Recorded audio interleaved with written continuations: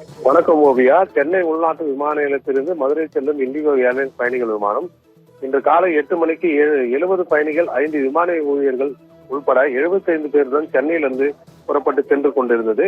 இந்த நிலையில் indigo airlines பயணிகள் விமானம் நடுவானில் பறந்து கொண்டிருந்த போது திடீரென விமானத்தில் இயந்திர கோளாறு ஏற்பட்டதை விமானி கண்டுபிடித்தார். உடனடியாக விமானம் அவசரமாக சென்னை விமான நிலைய கட்டுப்பாட்டு அறைக்கு தகவல் தெரிவித்தார். இதையடுத்து விமானத்தை சென்னைக்கு திருப்பி கொண்டு வந்து அவசரமாக தரையிறக்கும்படி உத்தரவு பிறப்பிக்கப்பட்டது.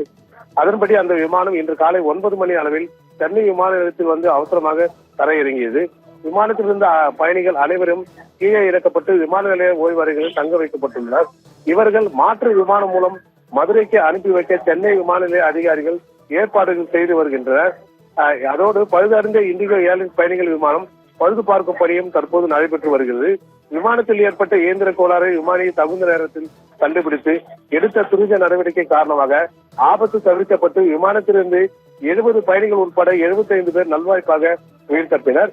இந்த சம்பவம் சென்னை விமான நிலையத்தில் இன்று காலை பெரும் பரபரப்பை ஏற்படுத்தியுள்ளது. ஓவியா.